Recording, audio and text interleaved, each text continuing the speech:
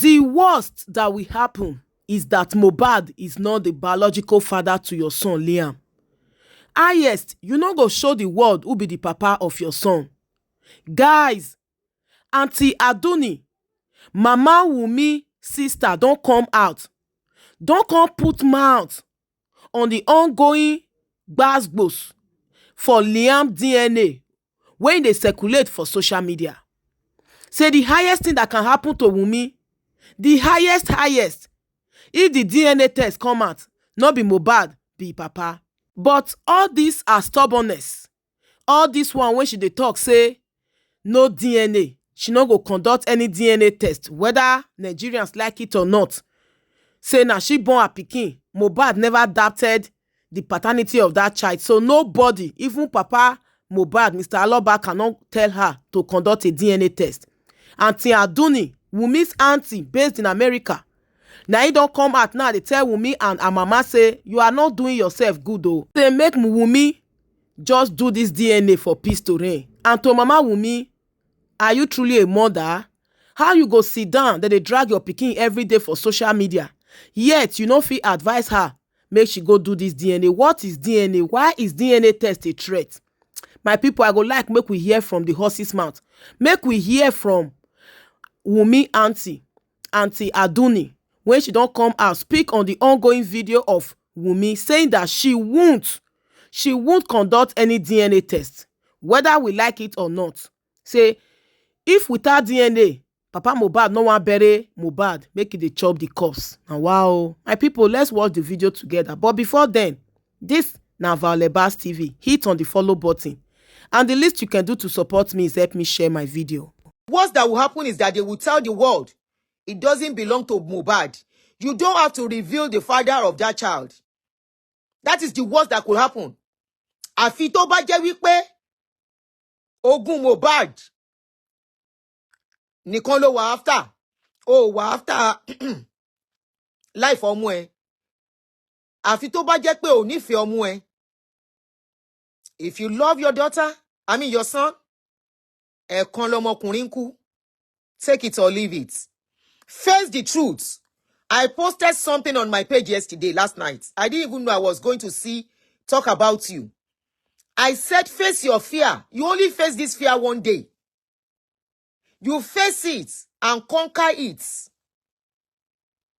If you don't, it's coming back to face you again. You cannot run away from your fears. You cannot run away from your shadow. This thing has become a shadow chasing you, Wummi. Anybody telling you don't answer, ìkà ni wọ́n. Wọ́n ò fẹ́ kó lálàáfíà, wọ́n ò fẹ́ kó nísinmi. And don't think asylum comes easy anymore. Asylum does not come easy again. Asylum will come easy bẹ́ẹ̀ yẹn mọ́. A lot of people, wọ́n wà bí wọ́n ti deny wọn. Má jẹ́ anybody deceive that you can file asylum. Your case is a public case. Save yourself the pains of every day. This fear will continue to chase you every second, every minute. Níjọ́ tó bá face ẹ̀ ló máa bẹ̀rẹ̀ sí jáde publicly tó máa rìn, tó máa yan, tó máa fanda. Although tó bá face fear yìí, that is the day, pátápátá 1 month, 2 months, 3 months, ó wá pẹ́jù àrírú ẹ̀rí. 1 year, the world will forget everything happened.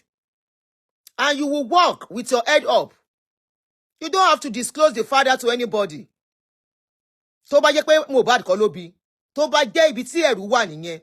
Because if Mohbad is the father of that child, you won't be this running up and down helter-skelter, talking to bloggers and everything. You are talking about ọmọ tó gbé. What sort of mother do you want to be? Ọmọ tó gbé for 9 months in your own tummy. Where is your mother? Don't be the type of mother your mother was to you. If your mother is a good mother, I repeat it, your bloggers can come for me after this one again. Tó bá jẹ́ ìyá tó bí ẹ, ìyá gidi ni, she will not allow you go through this. I won't watch my own daughter pass through this. I would rather take the bullets. Ó ti ṣẹlẹ̀ ọkọ mi. Àrírú eléyìí rí a fi ń dẹ́rù bọ́ lọ́rọ̀ ni. Yours won't be the first and it won't be the last. Àfi tó bá jẹ́ wípé the way they are accusing you that you have had in the pie of Mohbad, except that is what is scaring you. What is DNA? Kí ló dé DNA ṣe dogun tó yìí? Why has DNA become a big deal? Why has DNA become something you are running helter-skelter, kìtìkìtì kàtàkàtà, ọdún wo ló fẹ́ sádì? Now you can see pé àwọn bloggers kan wọ́n tẹ̀ bà tiẹ̀ lórí ọ̀rọ̀ yìí.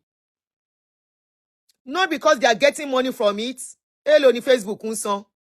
Ṣé Facebook really sanwó ṣá? Facebook that can pay you 500 today and the next month will pay you $100. Ṣówó nìyẹn? No. Where is your mother in all of this? Your mother is sitting down somewhere comfortably, watching people throwing you under the bus all the time. Your mother is sitting down comfortably somewhere, eating and sleeping and drinking, while your mind no touch ground. And she cannot talk to you and say, come. Lórí ọ̀rọ̀ yìí, ọkọ mi, ẹ lọ ṣe DNA yìí. Go and do this DNA. Gbogbo owó Mohbad, forget it. Èèyàn náà bí sílé ẹni tí kò ní nǹkan kan náà. Tó dẹ̀ struggle, tó dìde, tó dẹ̀ di èèyàn. Mohbad, before he became popular and started singing, he said, Fada no get salary. He sang it. The guy documented his life before he go. Stepmother, I no care. 10 years I no see my mommy. And yet he struggled his life. He struggled his life. Ó bẹ̀rẹ̀ sí ń kọrin. Yeah, ó lè nira. But ó débi tó yẹ kó dé. Where is your mother? Tí màmá ẹ̀ ò lè bẹ́ẹ̀ sọ̀rọ̀ pé má jẹ́ kẹ́mi ẹ̀ pin lórí ọ̀rọ̀ yìí. Go and do the DNA. Àfi tó bá jẹ́ wípé, I repeat, àfi tó bá jẹ́ wípé the DNA will lead to what by Mohbad.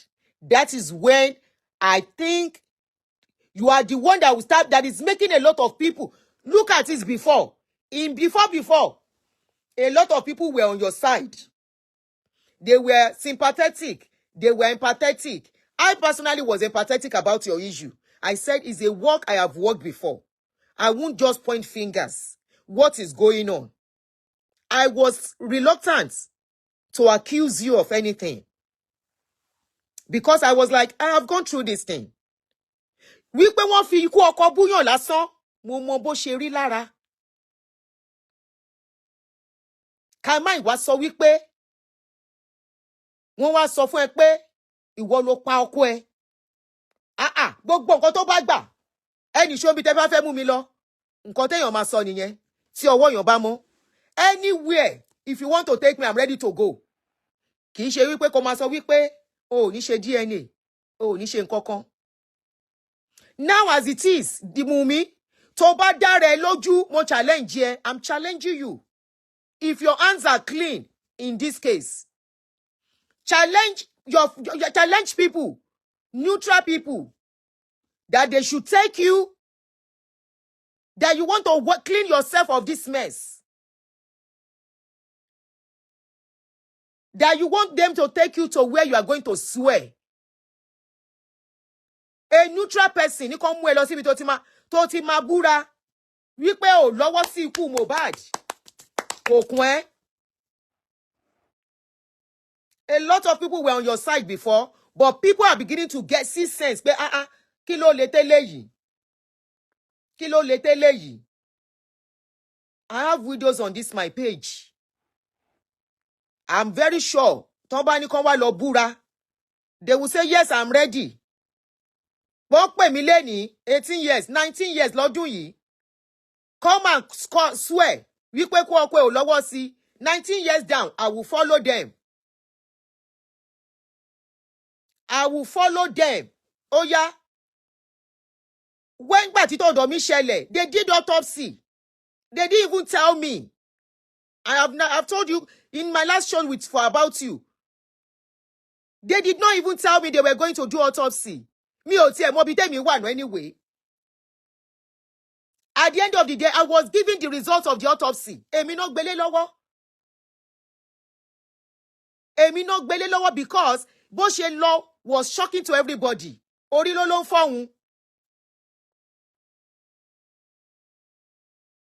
Orí ló sọ pé ó ń fọ́hun.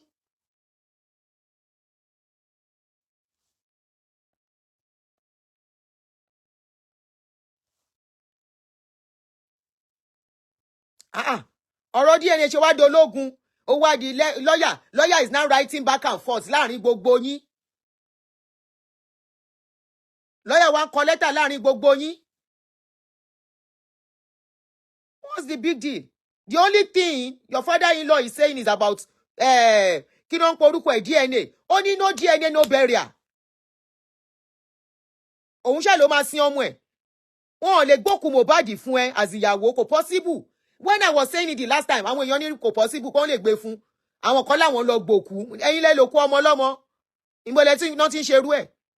Wọ́n á gbé òkú ọmọ lọ́mọ fún stranger. Outsider níyìn. Kẹ́ jẹ́ influencer jù bẹ́ẹ̀ lọ. Kẹ́ jẹ́ influencer jù bẹ́ẹ̀ lọ. Wọn ò lè gbókù Mohbad lé yín lọ́wọ́. Ẹ̀yin kọ́ lẹ lòkú. Olókú ló máa gbòkú ẹ̀. Ìlú wo náà ti ń ṣerú ẹ̀? Ìlú wo? Even níbí yìí gan, kí ó jẹ́ pé ìyàwó gan, wọ́n á bèrè ìyàwó àti family member kan náà máa gbé òkú lé lọ́wọ́. Wọ́n ń gbókú lé outsider lọ́wọ́. Bàbá dẹ̀ ní no DNA, no kinní. Mo lè má follow gbogbo story yín lọ o. Bọ̀ nǹkan tí mo tún rí láàárọ̀ yìí, tó ní káwọn widow gbà ẹ́. Káwọn widow gbà ẹ́. Where is your mother? Mother ẹ ló yẹ kó gbà ẹ́ nínú ọ̀rọ̀ tó wà nílẹ̀ yìí. Mọ́mí ẹ ló yẹ kó sunkún lọ́rùn sí lọ́rùn pé mọ́mí ẹ gbà mí, agbára mi ò ká kinní yìí mọ́. Tó bá dẹ̀ jẹ́ pé asylum ló fẹ́ fi sick, asylum does not work that way anymore. When you seek for asylum, wọ́n investigate yẹ lọ béèrè. And that is why a lot of people wọ́n rí gbà mọ́ béèrè. Àfi tó bá sòótọ́ ọ̀rọ̀ fún ẹ, ibi là wá ń gbé. Tó bá jẹ́ asylum ló fẹ́ fi sick, Canada ni o, UK ni o, at least most other countries, tẹ́ máa sábà ń sá lọ nìyẹn. Even kó jẹ́ Ireland gan, they are investigating now. Seriously, wọ́n dédé gbàyàn mọ́.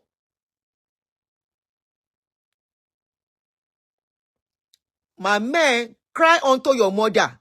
Tí yẹ bá jábí amọ gidi, Wummi. If your mother is a true mother, go and hold your mother by the leg. Hold your mother to save you. Hold your mother to rescue you and give you true motherly advice and save you this wahala. It's a fear you are facing. Face this fear once and for all. Àfi tó bá jẹ́ wípé your hands are not clean. Àfi tó bá jẹ́ wípé the DNA will lead to many more questions. And Nigerian government, if not that we don't have a good working system. If we have a working system, we are not the ones that should be screaming. This is supposed to be the state against the people that were with Mohbad.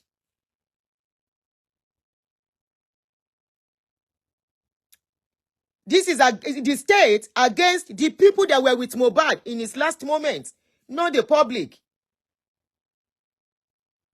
Oníkàwọn widow gbà ẹ́. Widow tó bá mọ bí kú ọkọ ṣe rí, tó appreciate ọmọ, tó mọ ìyá ọmọ, tó mọ àti tọ́jú ọmọ, wọn ò lè support irú nǹkan báyìí. Àfẹnití ẹni tó bá kàn wá sentimental àbí tóun náà ti ṣerú ẹ̀.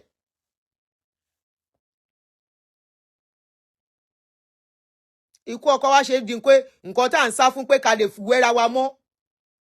Èèyàn máa wẹ́rẹ̀ mọ́ nì. Níkú ọkọ, ikú ọkọ ló fi ṣeré bẹ́ẹ̀ yẹn. Ikú ọkọ, orúkọ burúkú ni.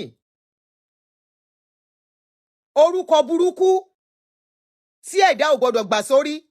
Kò síbi tó lọ, ó máa tò ẹ́. Kò sí ibi tó lọ, orúkọ yẹn á máa tọ̀ ẹ́. Ó yẹ kó wẹ̀ mọ́ kúrò lára ni.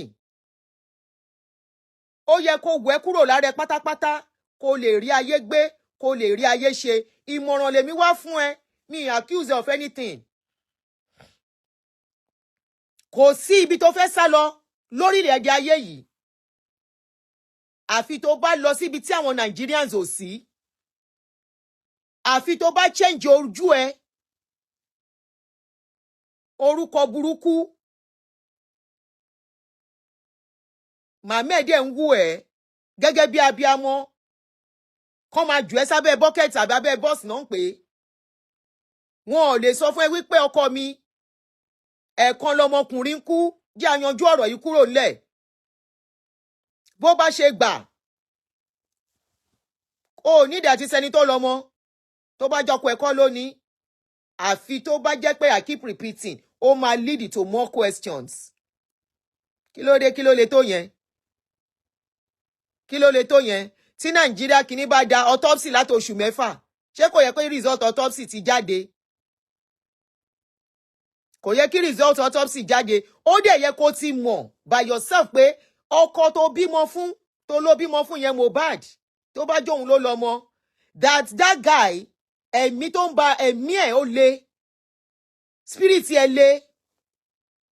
Tí ò bá sí yẹn, ọ̀rọ̀ ẹ̀ ò ní ìmọ̀ ìjàràn ìràn ìdí sí.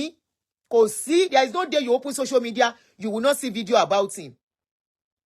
There is no day. Ó dẹ̀ ṣàánú ara ẹ̀, kó ṣàánú ọjọ́ iwájú ọmọ tó gbé dání.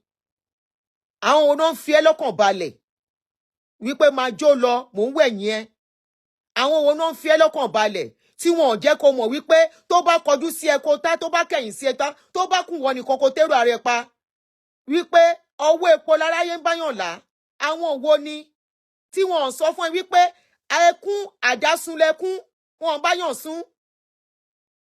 Àwọn òwò náà jẹ́ kó mọ̀ wípé àwọn nǹkan kan máa dé stage kan, ìwọ nìkan ìwọ àtẹlẹ́dẹ̀ ló máa kùn. Àwọn òwò ni àtẹ̀gbọ́n ẹ ní o tó ń bọ́ta lẹ́ẹ̀mẹ́wàá. I saw your sister tí ẹ náà ń kúnlẹ̀. Lagos State Government ẹ gbà wá. Women's kìíní kan ẹ gbà wá. Hello? Women's kìíní kankan gbà yín. Ṣé wọ́n ti rí ẹni tó pa Mohbad?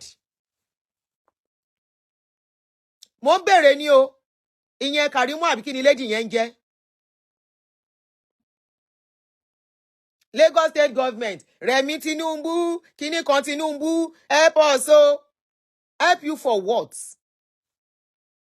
Help you to unravel what pa Mohbad. Àbẹ̀wò. Help you that ọ̀rọ̀ DNA is coming out. Lagos State go jẹ́já sí yẹn. Lagos State ò jẹ́já sí ọ̀rọ̀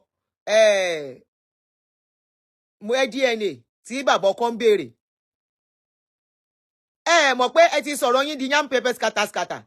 Lagos State Government have other big kí ló ń jẹ́? Ẹ má dárúkọ blogger kankan lórí page mi, please be warned. Can you please delete that your comment? Heavily made. Don't mention anybody's blogger's name on my page. It's not allowed. By now, you should know it's not allowed on my page. It has been one of my rules on this page. Don't mention blogger's name when I'm doing show. Please.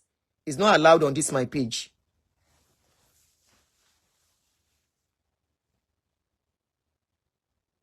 Karimo wá ń kúnlẹ̀. Kí Lagos State gbà wọ́n. Kí kinní kan gbà wọ́n. Eléyìí gbà wọ́n. Karimo doesn't love you. If she loves you, a ní kó confide in òun ni.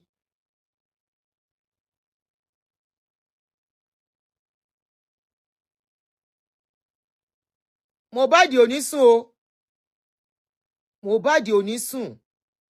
Irú nǹkan báyìí, if care is not taken, ó lè lead to mental issues. Face this fear once and for all.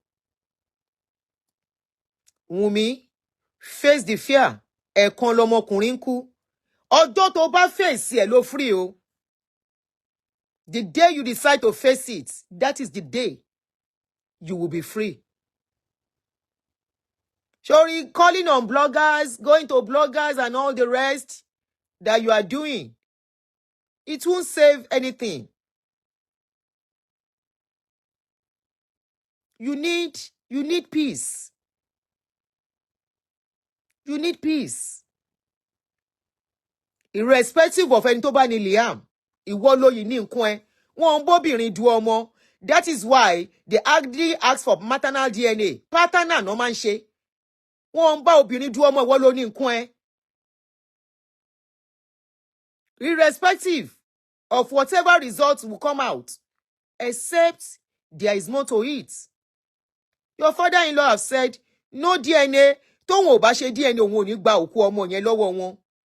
And that man stands by it, and I can't fault him. I can't. Ohun ẹ̀ ṣáà ni gbogbo alábíàmọ́ náà, Ọlọ́run má jẹ́ ká rírú ẹ̀. Wùmí fúnra ẹ̀ sí mi o. Go and do the DNA and rest. Ṣé o rí gbogbo epistle tó ń scare? Okay, that reminds me. Ṣé o wá rí Gistlover tó ń jà fún ẹ? Jẹ́ kí n ka àwọn comments tí mo rí lọ́dọ̀ Gistlover. Ibẹ̀ ló ti máa mọ̀ wípé Gistlover ò réyàn kò ráwọn èèyàn mú mọ́lẹ̀ fún ẹ mọ́. Kò rí àwọn èèyàn pin down fún ẹ mọ́. Kàn máa ṣe sentiment. I'm going to read some response under the post that Gistlover made for you.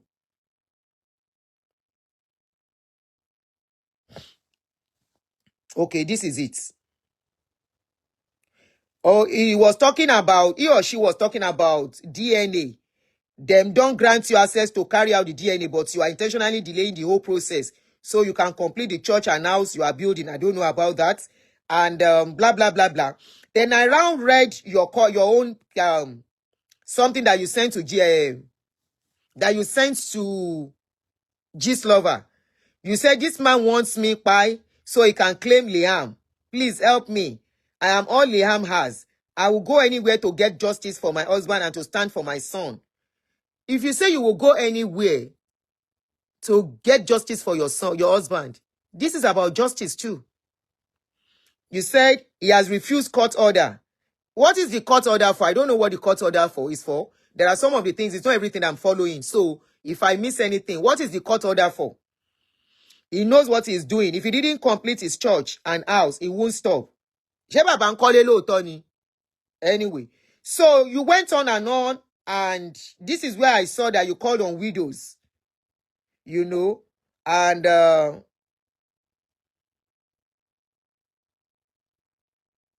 you said the only sin you committed was going to Baba Falana for help for your husband, and you went on, and that was where you called on widows, and Ibi Ilowa move me, Timoni, Omo yo de fun rensin mi, you know. So I read the comments, some of the comments there.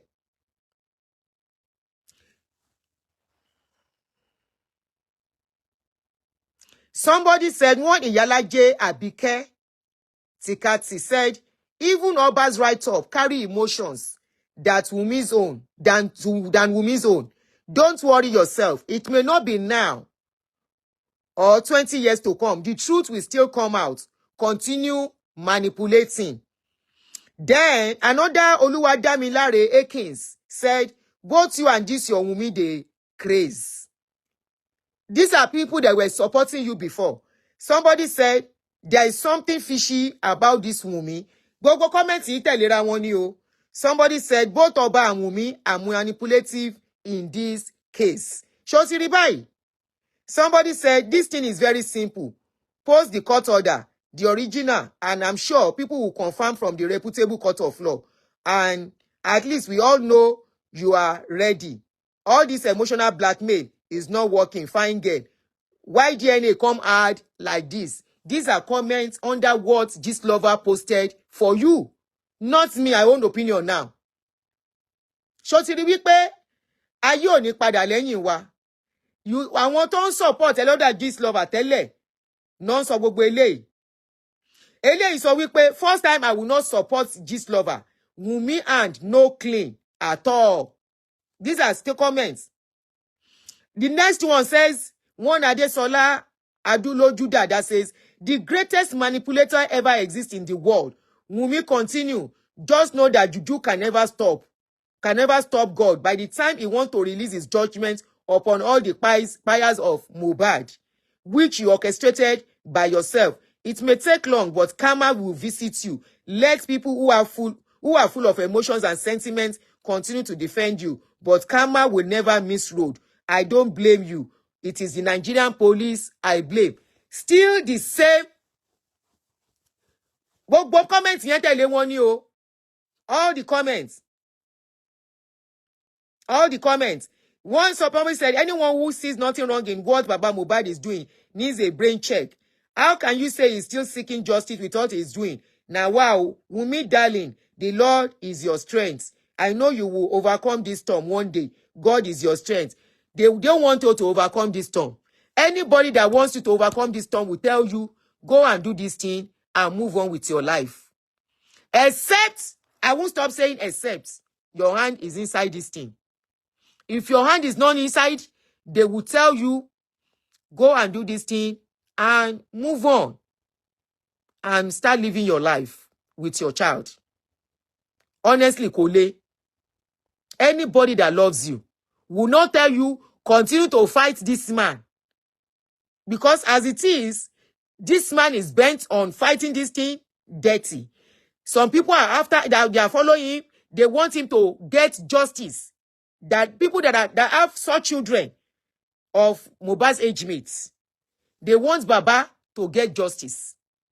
Apart from Baba. And some people say Baba is not building any house. He's not building any church. If you have the picture or whatever, but make sure it's the truth.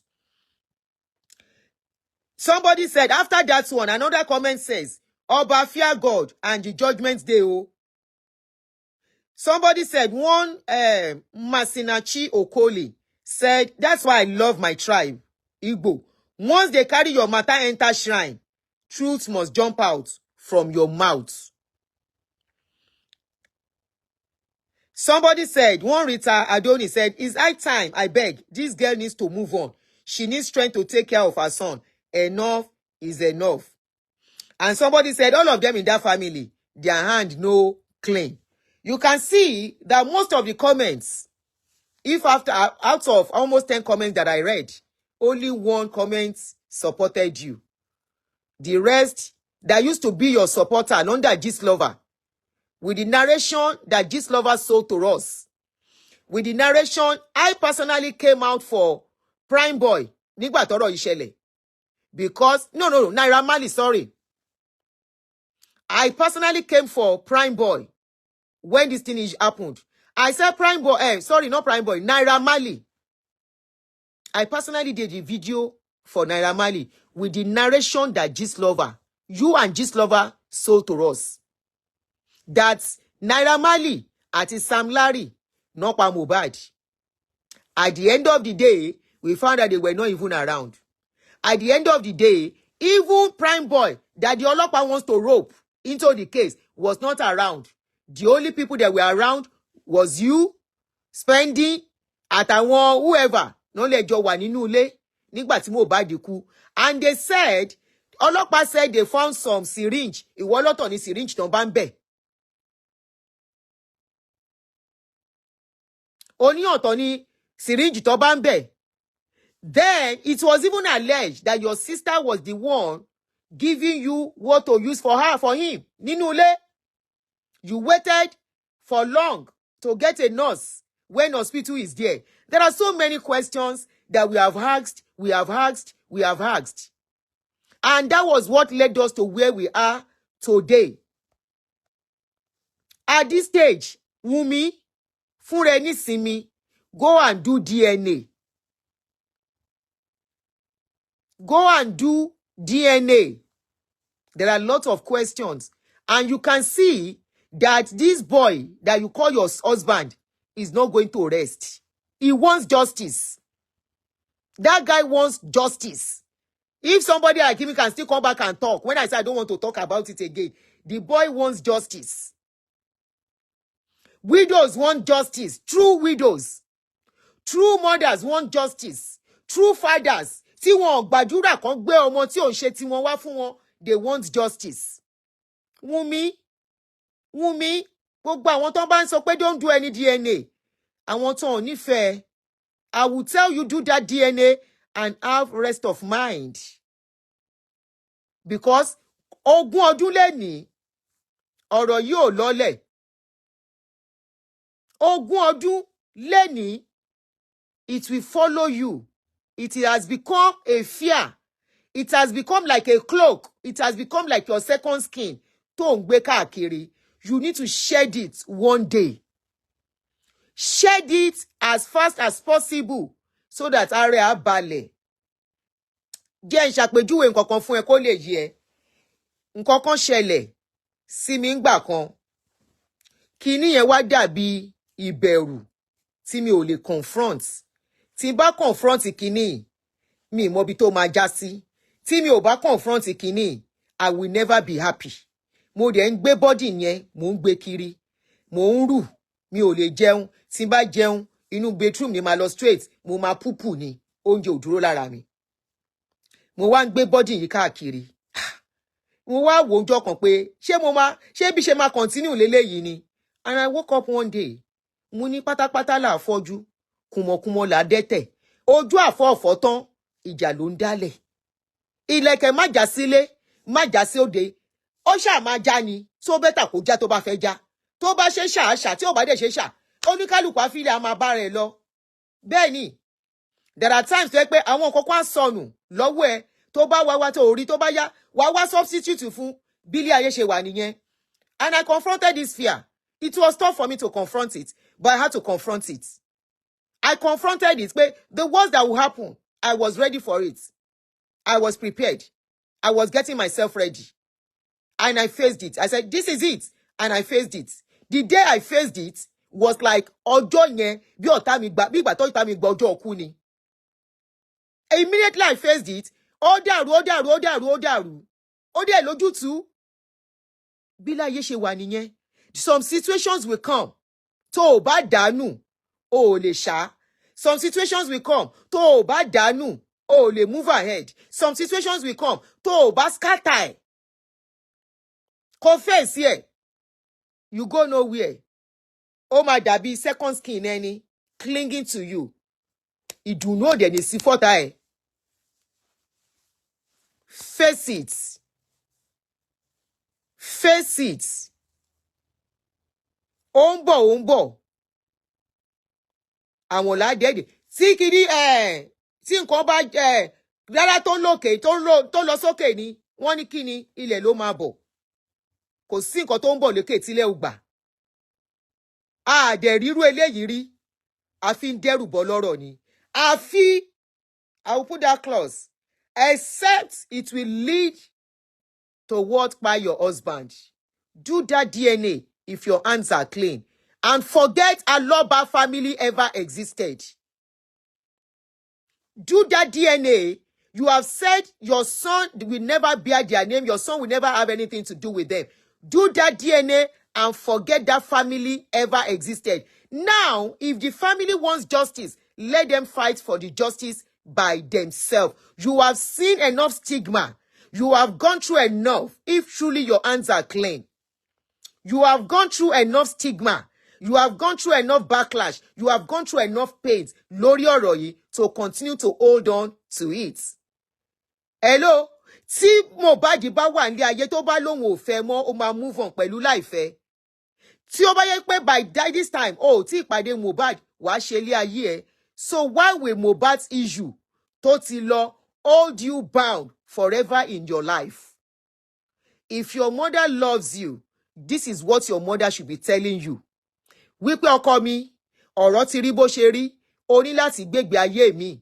Ọmọ kan ló ìgbé sọ́wọ́ náà, o ò fẹ́ bí mi ni. Ta ló ń búyàn bẹ́ẹ̀ yẹn? Ẹ má bú anybody o, please.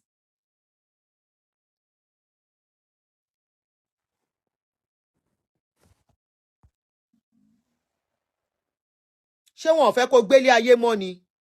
Ṣé wọn ò fẹ́ kó ráyé ṣe mọ́ ni? Àbọ̀ sọ fún ẹ pé owó náà fi ń ṣayé. Àìmọye ẹni tó lówó tí ò láyọ̀. Níbo ni màmá ẹ wà tí màmá ẹ dẹ̀ ń wú ẹ báyìí? Èmi tí mi ò ń ṣe ìyá ẹ, àánú ẹ ń ṣe mí tọ́wọ́ ẹ bá mọ́. You are too young and you have gone through too much to still be going through this. Wọ́n lórí street ló dàgbà sí. ṣó yẹ kí ìyá ẹ̀ tún máa wù ẹ́ àsìkò tí ó yẹ kí ìyá ẹ̀ san ẹ̀san àsìkò tó yẹ kí ìyá ẹ̀ make corrections àwọn mistake tó ṣe ní ayé ẹ̀ lélẹ́yìí kí ló wá dé eré Naira Marley as a young girl ó show wípé your mother failed you at a point and this is the time for your mother to make restitution not to look at you destroy allow the public to destroy you. It's unfair what your mother is doing to you. Your mother is not a good mother. Sorry to say, but the truth has to be said. Your mother is not a loving mother. She doesn't love you. A mother who loves her child will stay at the forefront and protect her child. And say the truth. Pé ọkọ mi, jọ̀ọ́, gbogbo nǹkan tán bá ní. A good mother, tọ́mọ ẹ fẹ́ ọkọ tó lówó. Tí ọkọ tí ìyá yẹn bá rí wípé ọkọ yẹn fẹ́ bayé ọmọ òun jẹ́, á lọ mú ọmọ yẹn kúrò nílé olówó yẹn. Á ní fi gbogbo nǹkan tó ní sílẹ̀, ọkọ mi ò ní jẹ̀yà. Á mú ilẹ̀ tó ti rà pamọ́, á ta ilẹ̀ yẹn, á fi dá nǹkan, á fi dá business sílẹ̀ fọ́mú ẹ̀. Bẹ̀rẹ̀ láìfẹ́ níbi tó ti ní pẹ̀lú nǹkan tó níyì.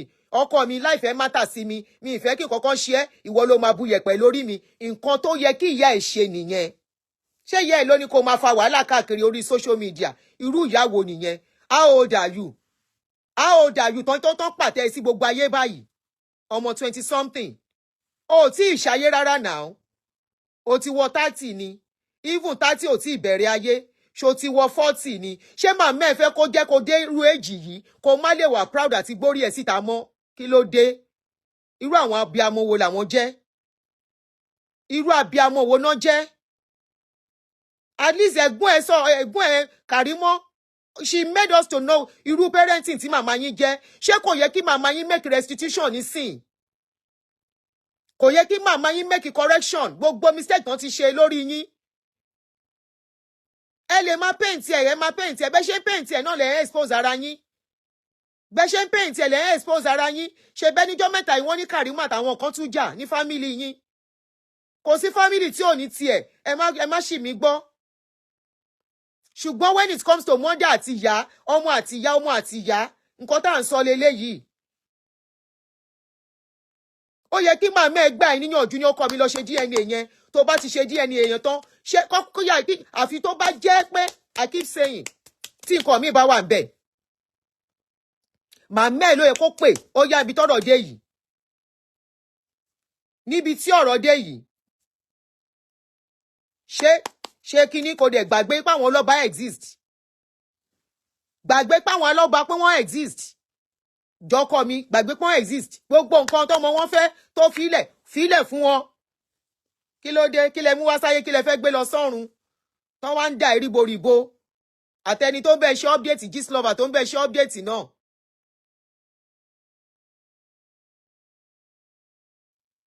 Wọ́n ti sọ fún ẹ no DNA no burial. Má parẹ́, má jẹ́ kó pa ẹ́ lọ́jọ́ àìpé. Tí nǹkan bá ò tí ẹ rò pé tí nǹkan bá ṣọ̀tẹ̀ ta ló fẹ́ bẹ́ẹ̀ tọ́jú Liam. Má ṣe ìyá kan ò sí. Má ṣe bàbá kan ò sí. Ìyá ni ìyá ọmọ. Ní ìyá gidi o.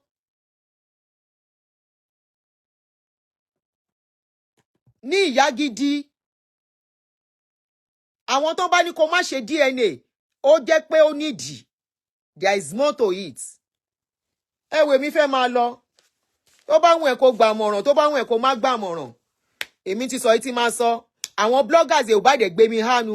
Àwọn tó ń gbé mi hánu náà máa jù mí lẹ̀ tó bá yá wọn. Ọjọ́ sí tán bẹ́ẹ̀ èbú náà rán rí bú.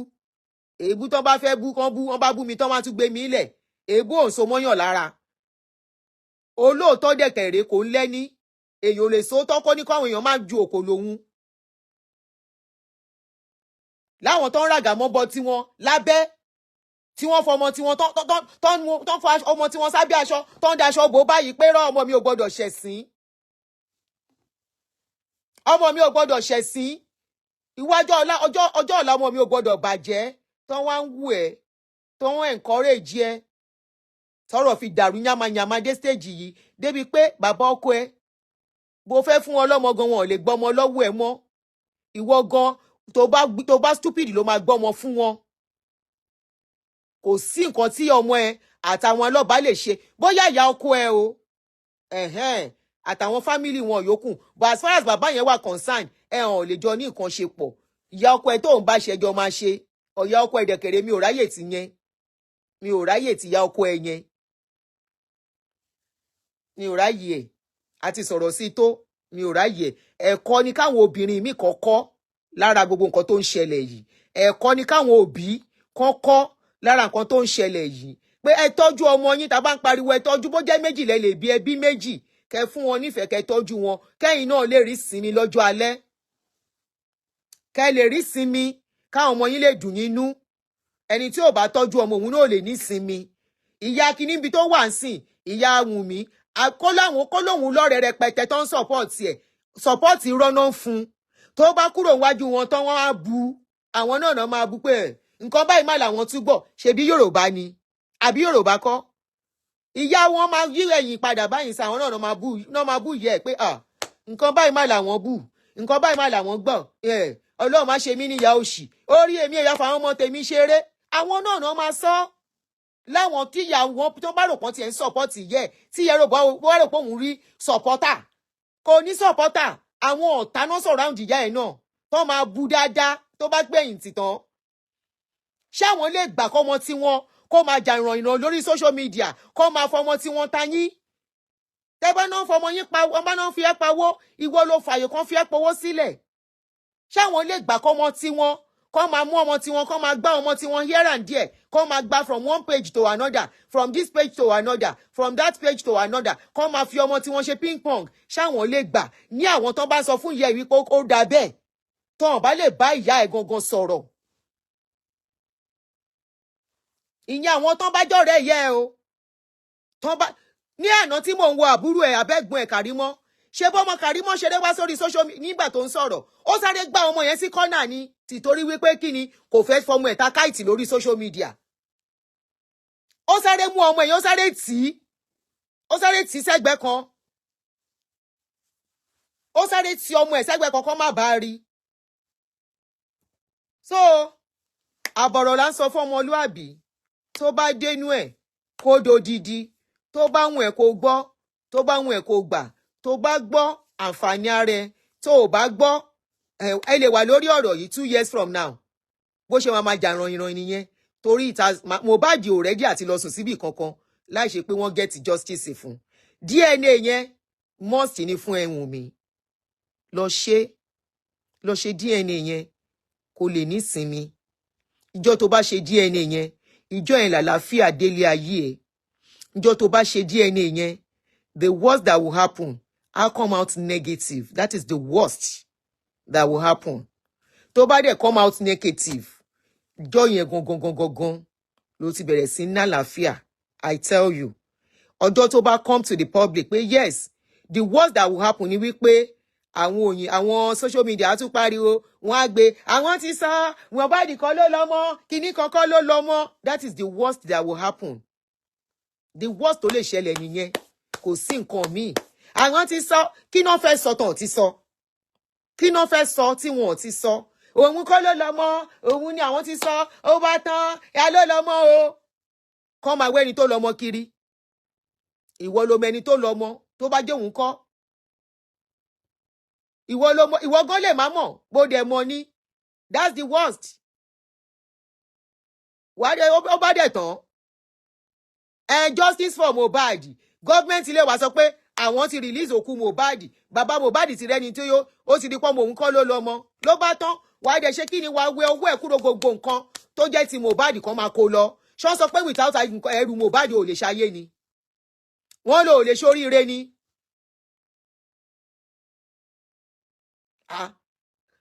jẹ́ kán ṣe publicly tó bá dẹ̀ jóun náà ló ní bó jẹ́ kùngbẹ́ ẹrù náà ẹjọ́ ń jà sí fẹ́rù sílẹ̀ kó ní kálukú máa lọ àárá àwọn ọmọ bàbá méjì tó ń jà sí property ni tí kan á dẹ̀ fi property yẹn lẹ̀ tá a lọ á dẹ̀ make ẹ̀ so what is the big deal tó wá ṣe kókó mọ́ nǹkan láti jọ yìí tẹ́ tó fún rẹ nísinmi lọ́mọ 20-something years ló ń sọ̀rọ̀ lóhun ẹ̀ ń há ló ń pariwo ló ń sọ̀rọ̀ bó ti ẹ bọ́ ní scope ni mi ò mọ̀ àwọn kan ní scope ni pé sentiment ni wọ́n ń gbóhùn ẹ̀wọ́n lọ́wọ́ yín máa ṣe rẹ̀ léṣe kẹ̀ kí ló dé torí ọ̀rọ̀ yìí ẹni tó yẹ pé by now 6 months kọ́ ni Mohbad kú ń sìn o lè má ti get over ẹ̀ but wá ká ní kì í ṣe pé gbogbo controversy tó surround ẹ̀ wá ti máa get ẹ̀ díẹ̀díẹ̀ get ara ẹ̀ díẹ̀díẹ̀ padà wá ti máa live normal díẹ̀díẹ̀ by now 6 months.